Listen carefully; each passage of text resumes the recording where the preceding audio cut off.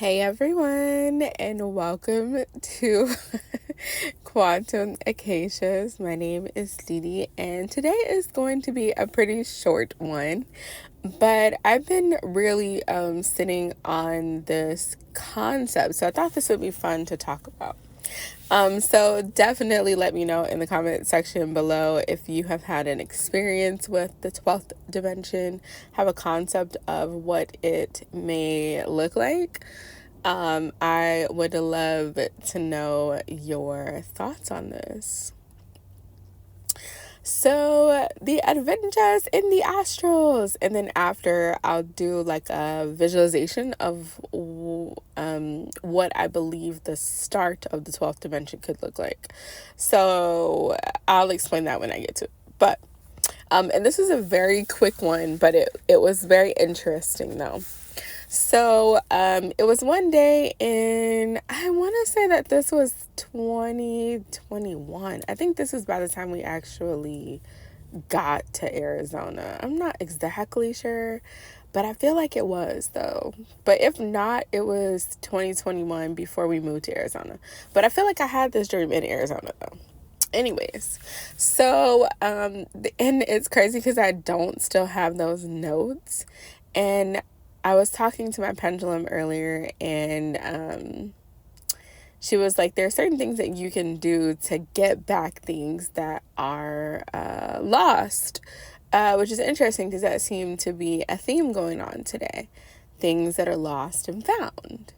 And she was like, all the notes that you lost, there's a way that you can retrieve them. So I'll see, like not if it works, because I know that it works. If you can perceive it, you can achieve it, and that's on a wide scale. But I'm going to actually like try it out and see how it works. And then when it works, I'll let you know. Because that would definitely have to be like some other timeline stuff, because in this timeline, Google, there's no way to recover things that you deleted on your drive. But I don't know if that looks like going back in the past and getting the information, or if it's that we might shift to a timeline where Google is like, hey, look, we've made it possible to recover the data that you've lost. You never know exactly how it'll play out, especially these Mandela effects. Like, that would be a great Mandela effect to like jump to a timeline where Google is like, yeah, you could totally, retrieve all of the lost things that you've deleted accidentally. So anyways, let me get to the point. Okay. So, in this dream, I was hovering in what I call the light cosmos.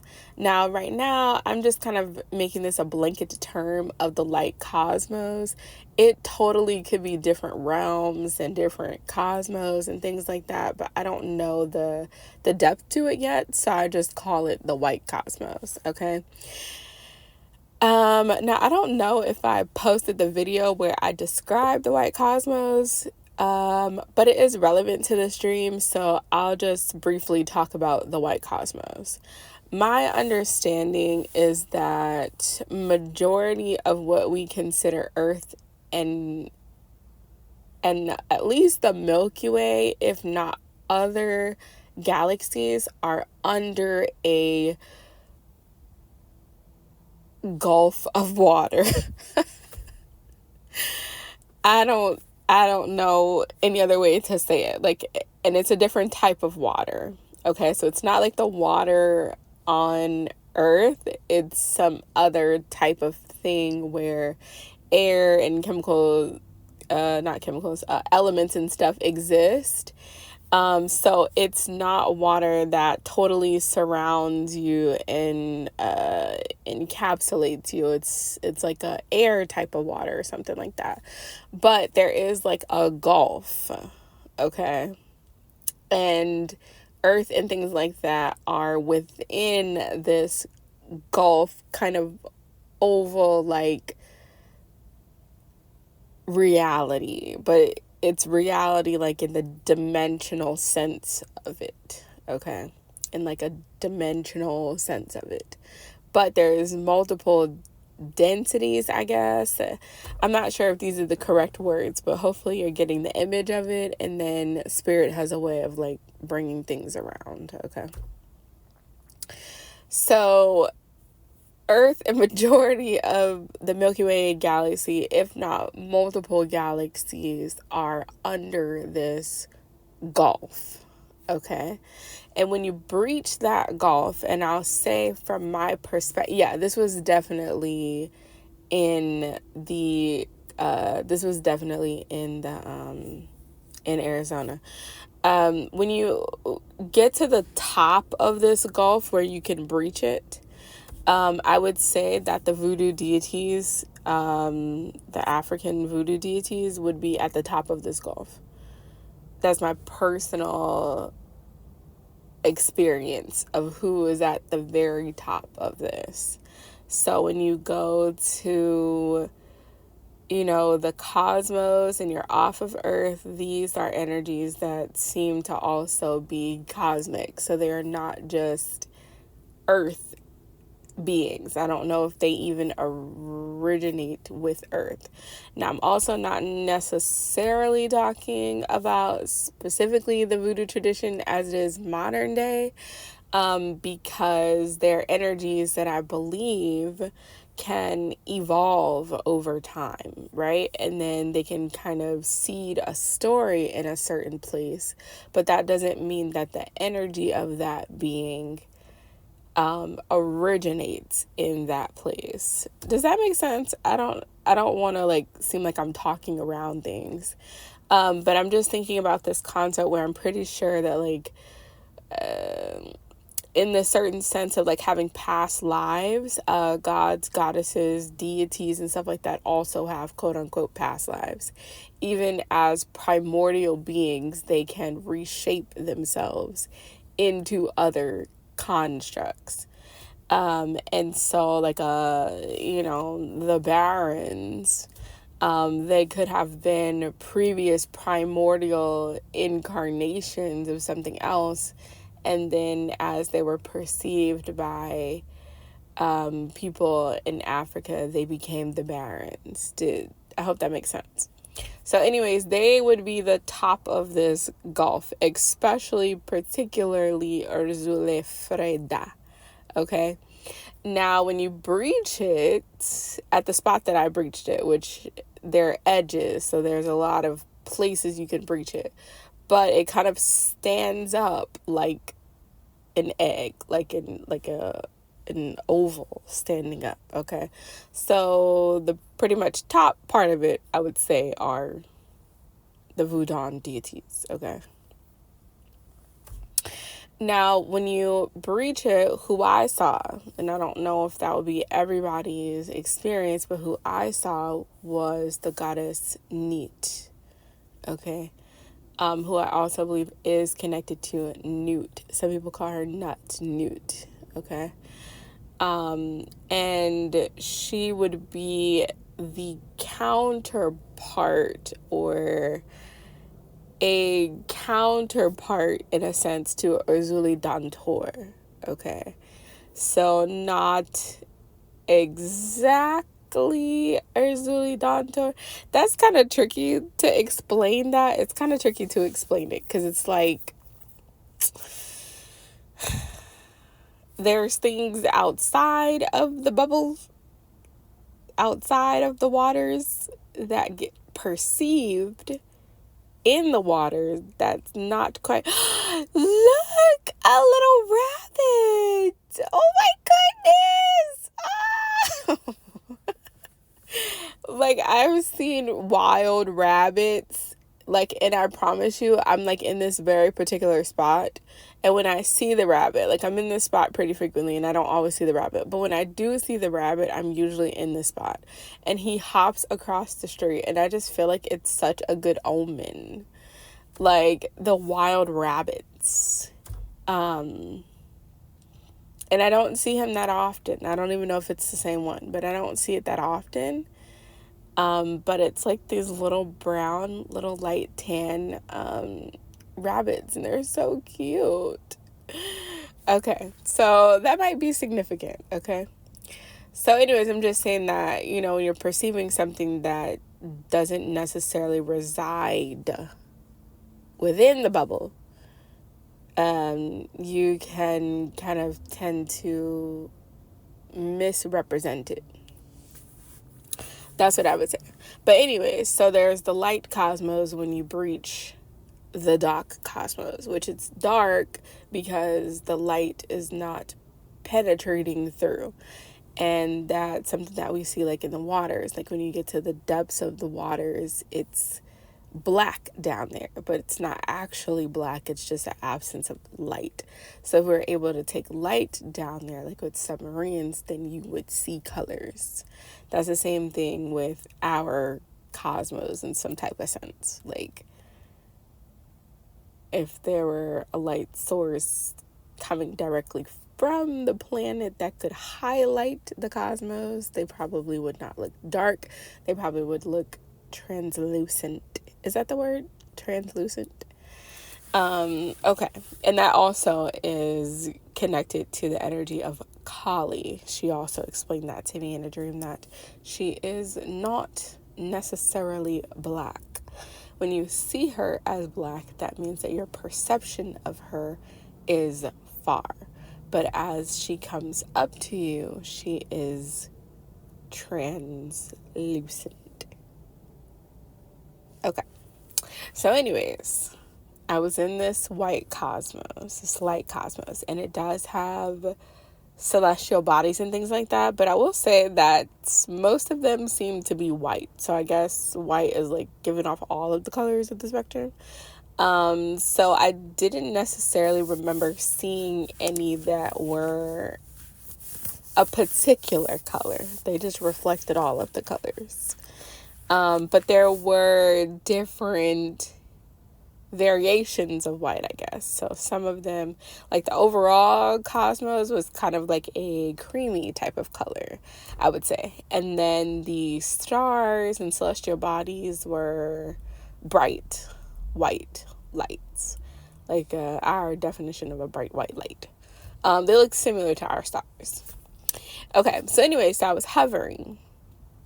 And when I was hovering, I was, like, infatuated. And I can't say that I feel that a lot of the time in dreams where I'm just infatuated with something. I was looking at this tree, and I understood that this tree was a representation of entering the 12th dimension. Okay?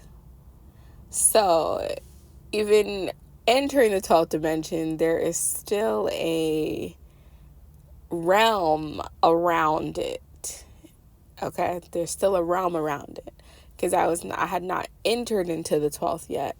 I was observing the 12th. Okay, now when I was looking at this tree, I'm gonna try to explain this, and it's very difficult because I'm not exactly sure how to explain it. But I hope that it makes sense. And I tried to ask ChatGPT, and ChatGPT was like, girl, what? And I'm like, girl, I don't know, but I know what I saw and I know what I felt, okay? So, the silhouette of the 12th dimension, this is how they introduced it to me, because they couldn't give me the whole 12th dimension as, I guess, a being understanding my world as 3D. So they gave me the silhouette of the 12th dimension. Okay? So I'm talking about the silhouette of the 12th dimension. Not what it looks like. The silhouette of the 12th dimension. Okay? Looks like a 3-dimensional tree. Like a tree in our reality. And I don't actually know necessarily if that is 3-dimensional, because height, width, and depth are still kind of one-dimensional concepts in a certain sense. Do you know what I'm saying? Like, if you say that a child is 1 years old, that 1 years old is very different than having one cupcake. Do you know what I'm saying? They are systems of measurement, but what they're actually measuring are not the same. Do you understand what I'm saying? So,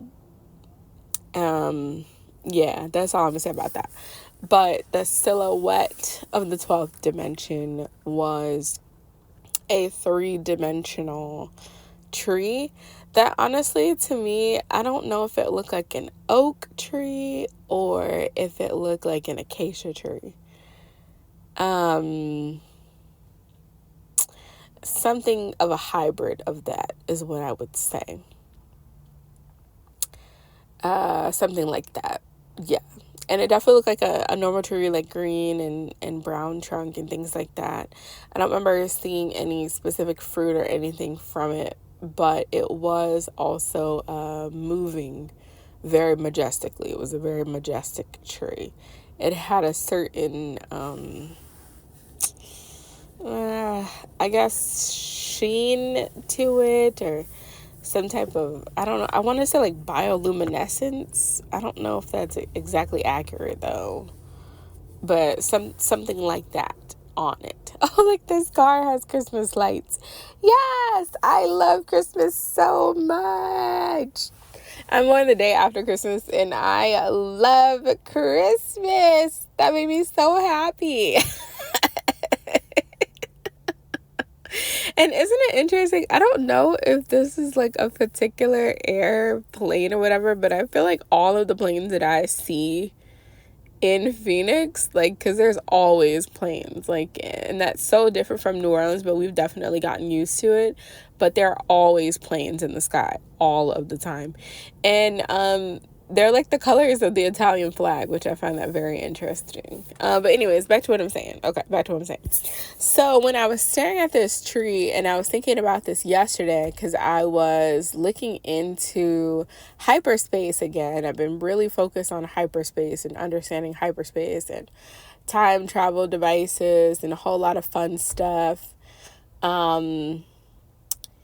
And there's something about the Zemu person. So, you know, Xenu in Scientology, but there's also Zimnu, which is a Marvel character, which is very reminiscent of like a white Yeti.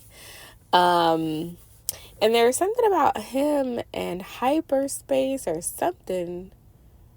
I think it was Dragon Ball Z, and like it's called the Xenoverse, and that's like the multiverse, and then Xeno is the deity over the multiverse or God or whatever they call him, and then that led me to Zimnu, which is sometimes they called the Xenu character Xenu, and then some people called him Zemu. So I guess Stanley just kind of mashed it up or whatever. But wait, how did that connect into the hyperspace thing? I can't remember right now how it connected into it. But some type of way it did. But anyways, so however it was connecting, because I can't remember right now, but the vision that I started to get was like this silhouette of a 3-dimensional tree is with the 12th dimension. And like I said, I don't know if this is like the final conclusion on the 12th dimension, but I think that this thought could get us closer to understanding what a 12th dimensional reality would look like. Okay? A thought that leads to another thought. Okay? All right. So from what I was understanding is that our realities focus on, in a sense, one version of you, one version of things at a time. Okay, so in this reality, we can duplicate things by cloning them. We can duplicate things by casting our ka, but it's not necessarily another version of it simultaneously.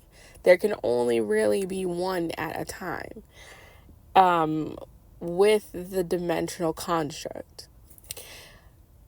I believe in the 12th dimension, if you are able to observe it looking down, because this seemed like you could look down into it, so you could probably zoom out and get to and be in a different dimension or something, because like I said, it was surrounded by something, so there was space around this dimension. I don't know.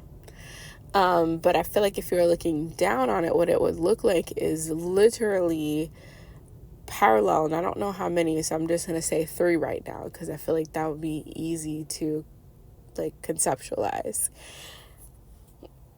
That would look like 3 versions of yourself in separate but parallel universes, side by side, working simultaneously. Okay, so this is not just another version of you in this reality standing next to you, because you still would be occupying the same space, but your dimension would be, they would have to come into this dimension. This is also not the concept of we live in a multiverse and you can kind of fluidly move your consciousness from one body of this universe to a body in another universe, and you're trying to get consciously aware of those shifts and then choose which one. This is also not that.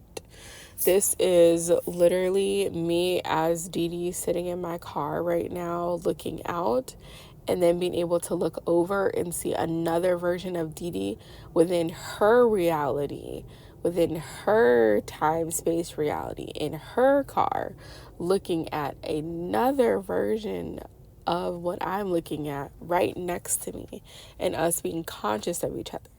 While there's a third version of me that's next to her within her dimension, side by side, and not just us, but also different dimensions of the buildings, different dimensions of, I had this dream about about being in this office space of what I thought was the Playboy Mansion, but Stan Lee was there, and it was the same study where I saw things about Stranger Things before the TV show came out. So Marvel, if you're looking for a concept person, like, reach out to me, I mean, you never know, right? So anyway, let me be serious. Let me get back. I am serious though, but let me get back to what I'm saying. Okay, so this is like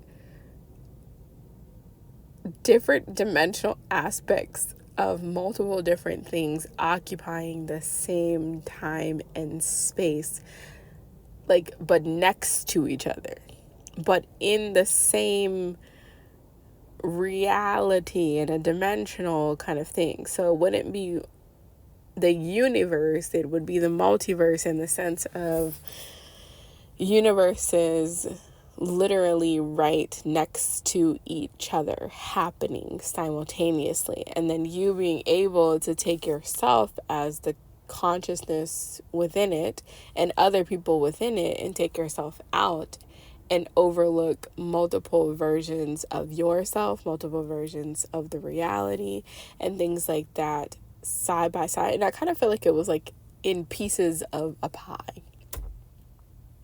Now, like I said, I don't know how many pieces of this pie, but my mind could wrap around like 3 universes side by side as pieces of a pie in the 12th dimension. Okay? I hope that made sense. So, that was my TED Talk tonight. Thank you for showing up. If you have any questions or anything, you can feel free to email me, okay? Hopefully I do have some type of dream. I'm trying to think about like how I would be able to stay grounded with a dream like that. But I'm open to it, right? Because the mind is very interesting. The consciousness and everything, it adapts. So, yeah. But anyways, yeah, email me. Check the description box below. Make sure that you subscribe. Come back and see me. Introduce yourself in the comments. I would love to hear about you and your story, your spiritual journey. Yeah, and if you have anything to add, I'd love to hear that too. All right, friends. Bye.